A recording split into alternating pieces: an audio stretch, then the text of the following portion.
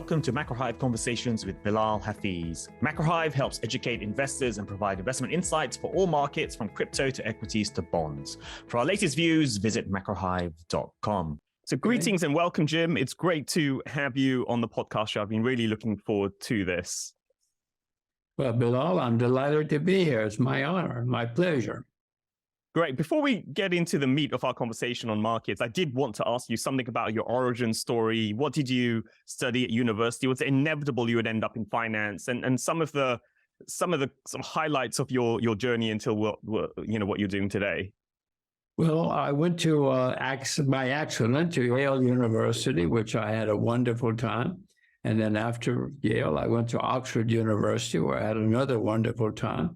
I studied history at Yale, which I loved, and I studied philosophy, politics, and economics at Oxford. But I always thought I'd go to medical school or law school or something. But in the summer after Yale, I had a summer job on Wall Street because I liked the guy and he liked me. I knew nothing about Wall Street. I knew it was in New York. I knew something bad happened in 1929. But that's all I knew. But I fell in love. I didn't go to law school or medical school or business school or anything. As soon as I could, I went to Wall Street because it was a place that would pay me to know what was going on in the world. And I realized that that was my passion. And I had a lot of fun. Yeah, that's great. And then you had great success in the hedge fund space. I mean, it's obviously a difficult question to answer, but I mean, what made you so successful? Well, I guess partly that we loved it, what we were doing. We were most passionate about it. That's all I wanted to do. And so we were consumed by it. We worked at it. We didn't do many other things, and we had success. Yeah. And then you took this break from finance to go on these quite remarkable journeys. And that's quite unusual. I mean, most people who are successful in finance stay in finance. They might change the flavor for what they're doing, but they stay in that realm, and they don't really like to take too many risks, in terms of their physical being. But you obviously did.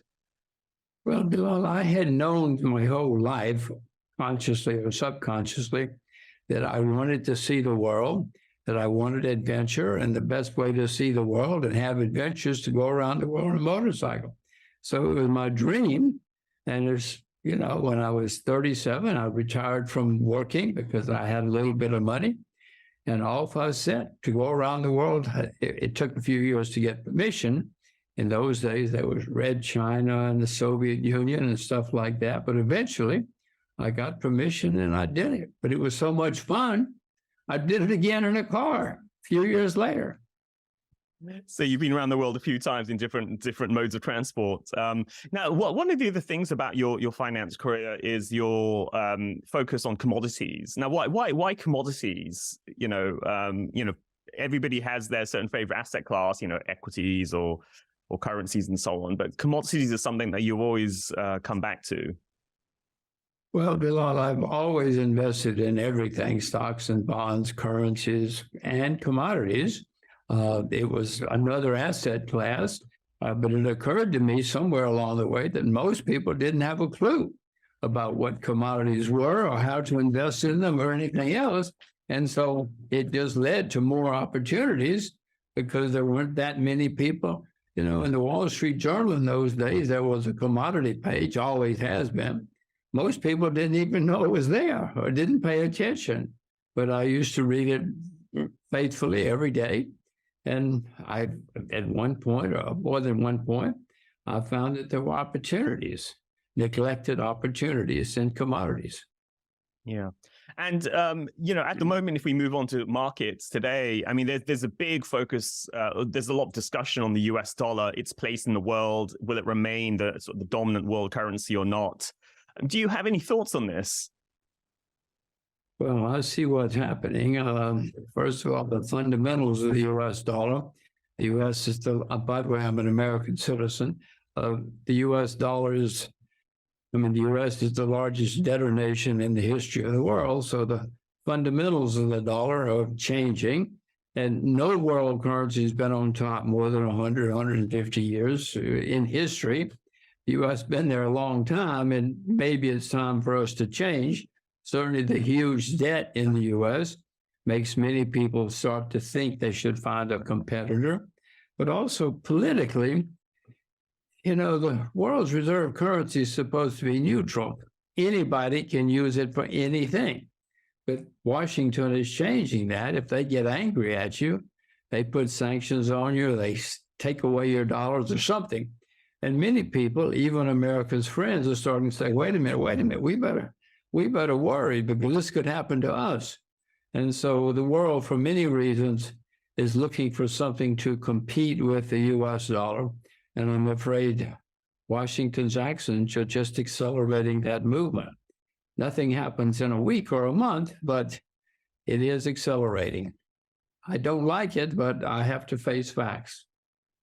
One challenge, one issue with the transition away from one dominant currency to another is like, who is the alternative? There's the euro, the renminbi, the pound. I mean, that's one of the issues many people face today. What is the alternative to the dollar? Well, as I look around the world, the logical competitor is the renminbi. It's a gigantic economy, a gigantic population, a gigantic market. Unfortunately, the renminbi is not convertible at the moment. It's not completely convertible. It's a bit of a blocked currency, so it's hard to have a world currency that's blocked. But as I look around, I don't see anything else that will compete with the dollar down the road. Yeah. And what does it mean for something like gold then in this environment? Well, gold has been around longer than you and I have, and it probably will be around even longer than you and I will be. Gold and silver both are recognized worldwide as something of value. And as long as people see that, gold is going to continue to have a place. Will gold replace the dollar? I doubt it. But there are many people, including me, who will own gold because we know that it will have value in very bad times. And so with something like gold, what you're saying is you'd have it in your portfolio as part of asset allocation. But would you also have tactical views on gold? I mean, would you be bullish at gold right now, for example, given the sort of the debt issues in the US and so on, or would you not take such a sort of tactical view and just be a strategic holder of gold? Well, I'm a strategic holder of gold because I'm too lazy to be, and I'm not any good at trading. So yes, I will always own gold. I'm not buying at the moment, but if and when it goes down again, I hope I'm smart enough to buy more. If I were buying a precious metal at the moment, I would buy silver. Silver is much cheaper on a historic basis. It's down 50% or so from its all-time high, whereas gold is near its all-time high. I own both.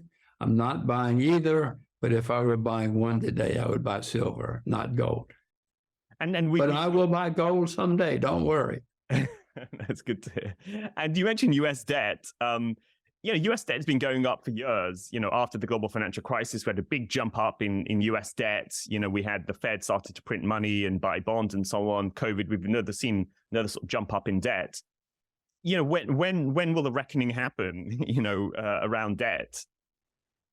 The U.S. has been as recently as 1987, the U.S. was still a creditor nation. That's been nearly 40, 50 years. And the debt keeps going higher and higher every day. When will they reckoning me? I don't know. The British pound, which was the previous reserve currency, the international currency, took 50 years or so to lose its status. It eventually did lose its status, but these things don't happen overnight.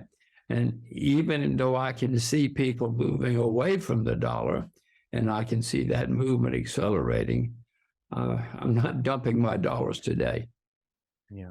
And when it comes to, the U.S. political picture, gridlock in the U.S., polarization and so on, I mean, do you think that what we're seeing in the U.S. is kind of the worst political mix today than anything you've seen in the last 20, 30 years? Or is it just because of the media, we tend to think everything's much more chaotic than before? Well, certainly media attention has increased. We all have internet, even TV now, which we didn't have 50 years ago, 100 years ago. So more people are aware of what's going on. But the dollar, the U.S. debt has skyrocketed. I mean, no nation has ever been this deeply in debt in history, and anything that calls attention to it is a good story. It's a good story for the media, and it should be. I hope somebody will do something about it. It's unlikely until we have a crisis or several crises, but it's got to change someday, and it will. Someday the U.S. will lose its status as the world's reserve currency. I don't like saying that, but I have to face facts. And when it comes to inflation, obviously over the past few years, we've suddenly seen very high inflation. Many people are looking for inflation to fall back towards 2%, which is what the central bank target is, not just in the US, but around the world. What's your view on inflation? Well, inflation has happened recurringly throughout history. It certainly happened in the 70s. It got so bad in the 70s that the interest rates in the U.S. on treasury bills went to 20%, over 20%, 21%, in fact. It's whenever we've had inflation, it's caused dislocations and problems. It's here again. It's going to get worse, and interest rates will certainly over the next few years go much, much higher to try to do something about it. I mean, do I like it? Of course not. But it is a recurring phenomenon. It's happened many times in history. Don't think it won't happen again. It's here, and it's going to get worse. And why? I mean, why do you think people are so calm about inflation? So many people are saying it's a temporary, it's transitory inflation. It's going to fall. It's going to fall. There's a lot. When I speak to many investors, I mean, a lot of them think this. Very smart people think that this is just temporary. It's going to fall back to low levels. Well, especially central banks say that, and that's their job to say that and to try to calm people down. And nothing goes straight up. Everything goes up in cycles and up and down and up and down. That's what's happening with inflation now. Went up a lot. There were actions taken. It's caused inflation to fall back some. But, when the economies get slow again or more slow, these guys will all print more money again. Inflation will be back. This is not over yet. I wish it were, but look around the world. Central bankers everywhere think that printing money is the way to save their jobs. They don't care about you and me, but they don't care about you and me, by the way. They care about their jobs. Yeah. And speaking of printing money, we've had these banking crises or regional banks go down in the US. What's your take on that? Is this the beginning of a new banking crisis? Well, always when we've had a long period of prosperity, people get complacent, people get overconfident and start doing things that they might not do in bad times. That's what's been happening. You look back in history, and when crises start, they always start in a small way where nobody's looking too much. Then a few weeks, a few months later, it spreads. Eventually, it's on the evening news, and everybody knows there's a problem. That's what's happening now. You had a few banks. Everybody calm down. Don't worry, things will get bad. There are more banks going bad in the future. And what other parts of the market are you worried about? Where else do you think risks are building, which makes you worried? Well, the banking system is certainly one of the most important, if not the most important, because we all depend on the banks for money and credit and everything else and our savings. So I worry a lot about the banks. I see that complacency that set in. Many people are we will find out, many people are apparently making loans that we will worry about someday. This has happened throughout history. This is the way it always worked. We didn't invent this in 2023. It's just the way history shows banks and money and finance work. Yeah. And you're based at the moment in Asia, and so what's your perspective on Asia from a long-term perspective as an economic bloc? There's China, there's India. It's got some of the really good demographics and so on. Well, they're huge. I mean, billions of people. Over a few billion people live in Asia now, and Asia's become the economic center of the world, or is becoming the economic center of the world. They don't have nearly the size of the debts that we have in the West. So, the reason I moved here is so I want my children to learn to speak Chinese, because whether we like it or not, China is a growing and rising power, and Chinese is going to be extremely important in their lifetime. Is it good for me? No. But is it good for the world? Probably. There's always been change. Many countries have gone top throughout history. It looks to me like it will be China next. And in terms of the Chinese economy, China also has high levels of debt as well. People are worried about the type of growth the country has. Its property sector seems quite indebted. Does that concern you about China? Well, of course. In 2008, China helped save the world. It had a lot of money saved up for a rainy day. Started raining. China helped bail out the world, but even China has debt now. The debt in China has gone up a lot since 2008. So no, the next time we have a problem, it's going to be very, very bad. I don't see anybody who's going to save us next time. I mean, North Korea doesn't have much debt, but they don't have the assets either to save the world. And when it comes to China, I mean, what's the best way to get exposure to China? Would it be through Chinese equity markets? Would it be through commodities? I mean, how, as an investor, how do you get exposure to China? Both of what you mentioned will be ways. It really depends on what one knows about. If you know about commodities, yes, of course. China's a huge consumer of commodities. But if you know equities, there are a lot of very big and important companies in China, and their stock market is growing every day, and their economy is growing every day. Their bond market is growing every day. There are many ways to play China, just as there are many ways to play Europe or America. Yeah. And how about India? What are your thoughts on India? Well, if you can only visit one country in your life, I urge you to visit India. There's nothing like it. What an astonishing country. The food, the sites, the man-made sites, the natural sites. Oh, these gorgeous women, lots of smart people. India is an amazing place to visit. In my view, however, it's got a problem with the worst bureaucracy in the world. They learned bureaucracy from the English, then they took it to a higher level of it. There are lots of smart Indians who can do just about anything. So, yes, I see there are opportunities in India. I have no investments there at the moment.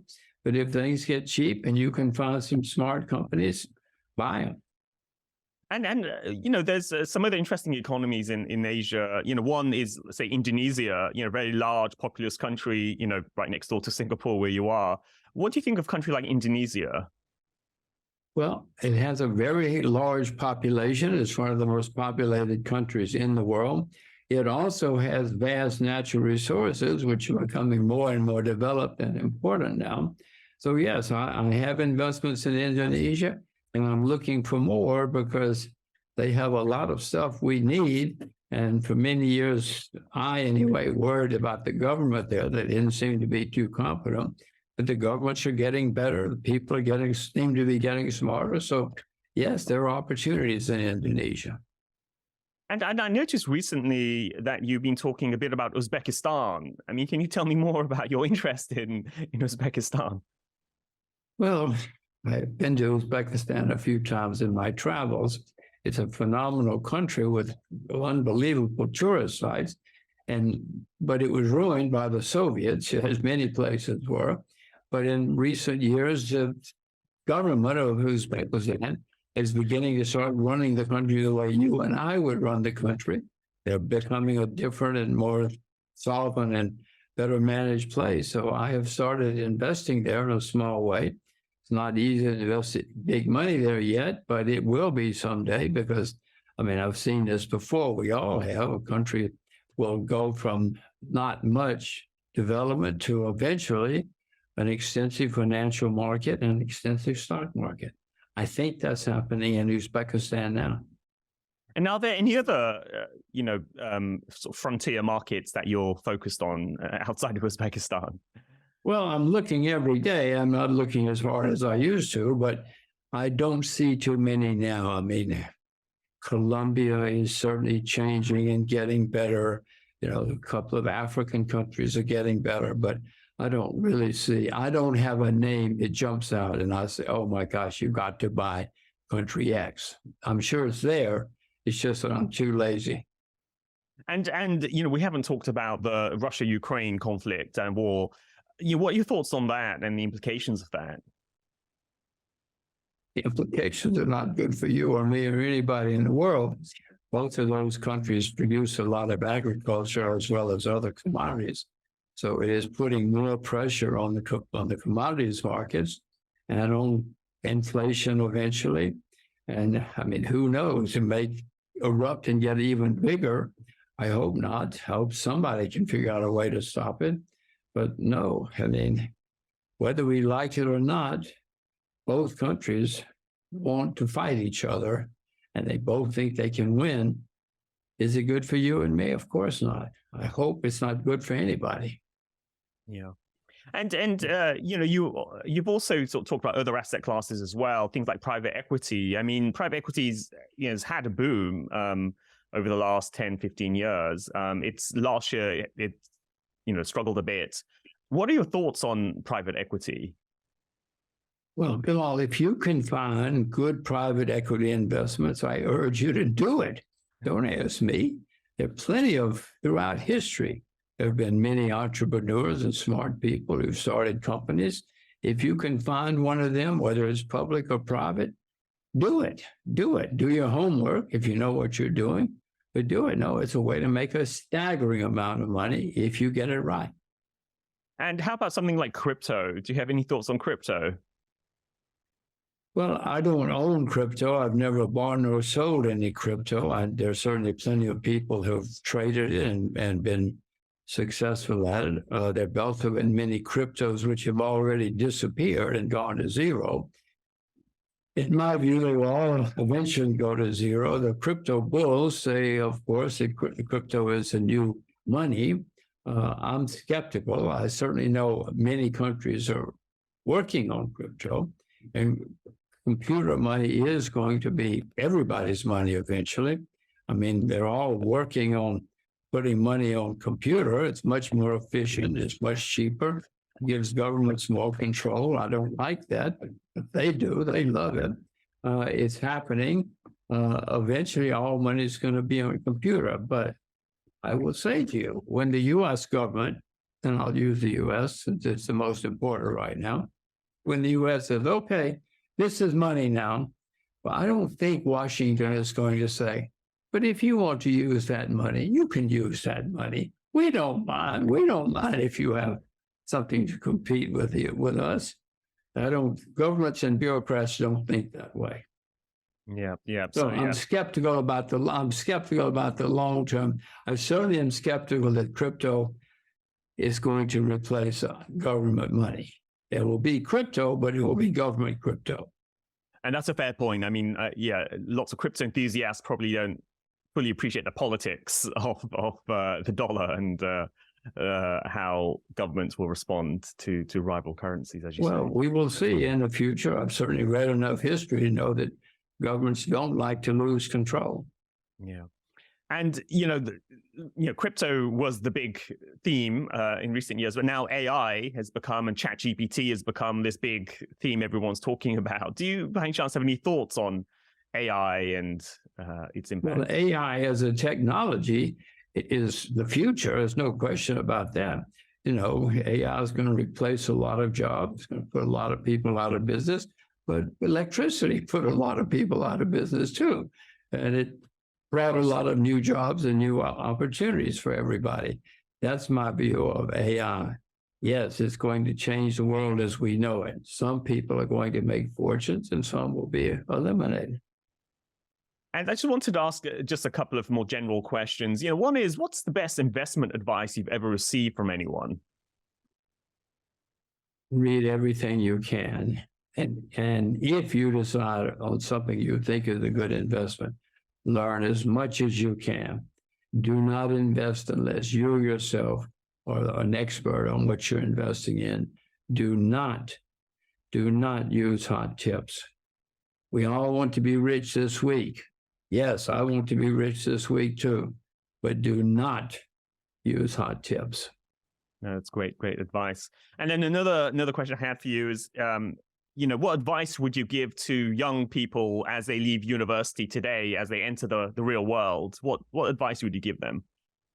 Well, many young people leaving university don't really know what they want to do. They don't know what their real passions are for whatever reason. I was one of them too. My strong advice is to figure out what your passion really is, whether it's gardening or whatever it is. Somehow figure it out and then pursue that.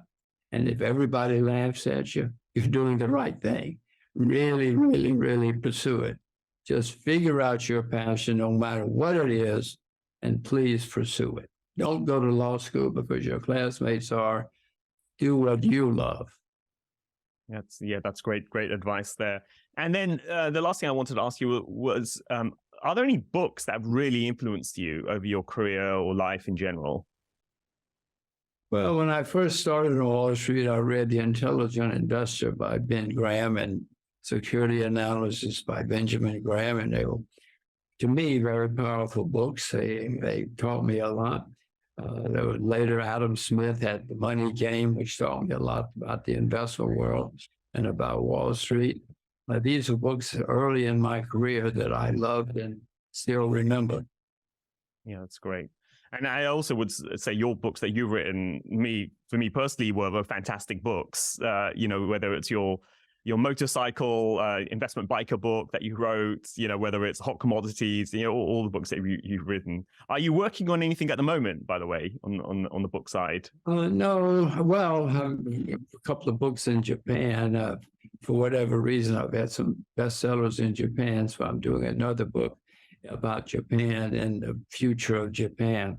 But, if you want to have a bestseller in Japan, I will tell you what to do. If you're a foreigner and you write a book that says that Japan is peaking and going into decline, you could have a lot of attention. But if you also say Japan is declining and Korea is rising, oh my gosh, all about a book. Because, they don't like the Koreans and haven't for decades. So say Japan is declining and Korea is rising, you can sell as many books as you want. That's a great tip. I might think about that. And Jim, what's the best way for people to follow you if they wanted to follow your thinking? Well, I don't have any. There's no way. I don't have a newsletter or anything like that. I'm periodically interviewed, such as right now, but that's the only thing I know. If you see an interview with me, you might want to listen, but I'm not writing any more books at the moment, except in this one in Japan. And I don't have a newsletter or anything. I'm a pretty simple person. That's great.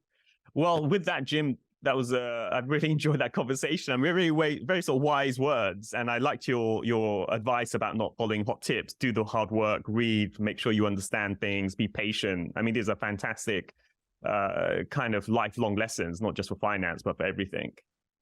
Just don't invest unless you know a lot about what you're doing. Be careful. Thanks for listening to the episode. Please subscribe to the podcast show on Apple, Spotify, or wherever you listen to podcasts. Leave a 5-star rating, a nice comment, and let other people know about the show. We'd be super grateful. Finally, sign up for our free newsletter at macrohive.com/free. That's macrohive.com/free. We'll be back soon, so tune in then.